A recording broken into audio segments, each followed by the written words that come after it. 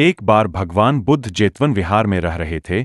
भिक्षु चक्षुपाल भगवान से मिलने के लिए आए थे। उनके आगमन के साथ उनकी दिनचर्या, व्यवहार और गुणों की चर्चा भी हुई। भिक्षु चक्षुपाल अंधे थे। एक दिन विहार के कुछ भिक्षुओं ने कुछ मरे हुए कीड़ों को चक्षुपाल की कुटी के बाहर पाया और उन्होंने चक्षुपाल की निंदा करनी शुरू कर दी कि उन्होंने इन जीवित प्राणियों की हत्या की। भगवान बुद्ध ने निंदा कर रहे उन भिक्षुओं को बुलाया और पूछा कि क्या तुमने भिक्षु को कीड़े मारते हुए देखा है? उन्होंने उत्तर दिया नहीं। इस पर भगवान बुद्ध ने उन साधकों से कहा कि जैसे तुमने उन्हें कीड़ों को मारते हुए नहीं देखा, वैसे ही चक्षुपाल ने भी उन्हें मरते हुए नहीं देखा और उन्होंने कीड़ों को जानबूझकर नहीं मारा है, इसलिए उनकी भर्त्सना करना उचित नहीं है। भिक्षुओं ने इसके बाद पूछा कि चक्षुपाल अंधे क्यों है? उन्होंने इस जन्म में अथवा पिछले जन्म में क्या पाप किए? भगवान बुद्ध ने चक्षुपाल के बारे में कहा कि वे पूर्व जन्म में एक चिकित्सक थे। एक अंधी स्त्री ने उनसे वादा किया था कि यदि वे उसकी आंखें ठीक कर देंगे तो वह और उसका परिवार उनके दास बन जाएंगे।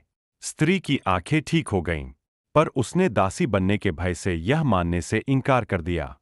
चिकित्सक को तो पता था कि उस स्त्री की आंखें ठीक हो गई है, वह झूठ बोल रही है।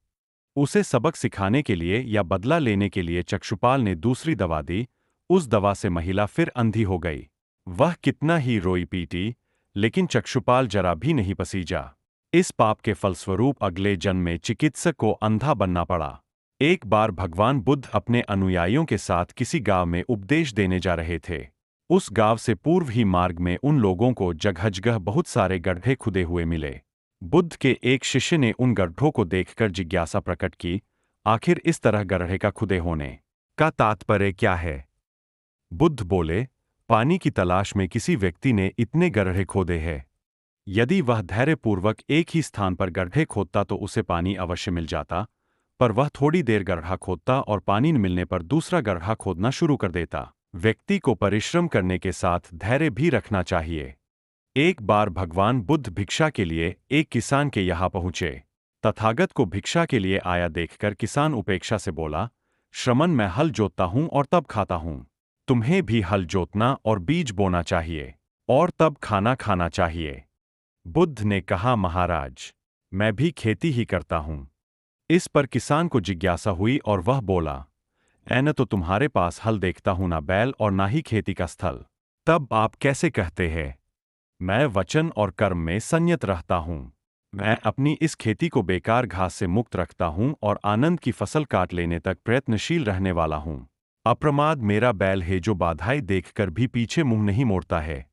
वह मुझे सीधा शांति धाम तक ले जाता है। इस प्रकार मैं कि आप भी खेती ही करते हो। आप कृपया अपनी खेती के संबंध में समझाइए। बुद्ध ने कहा, महाराज, मेरे पास श्रद्धा का बीज, तपस्या रूपी वर्षा और प्रजा रूपी जोत और हल है। पाप भी रूता का दंड है, विचार रूपी रस्सी है, स्मृति और जागरूकता रूपी हल की फाल और पेनी है। अमृत की खेती करता हूँ। भगवान बुद्ध का जब पाटलिपुत्र में शुभागमन हुआ तो हर व्यक्ति अपनी अपनी सांपत्तिक स्थिति के अनुसार उन्हें उपहार देने की योजना बनाने लगा।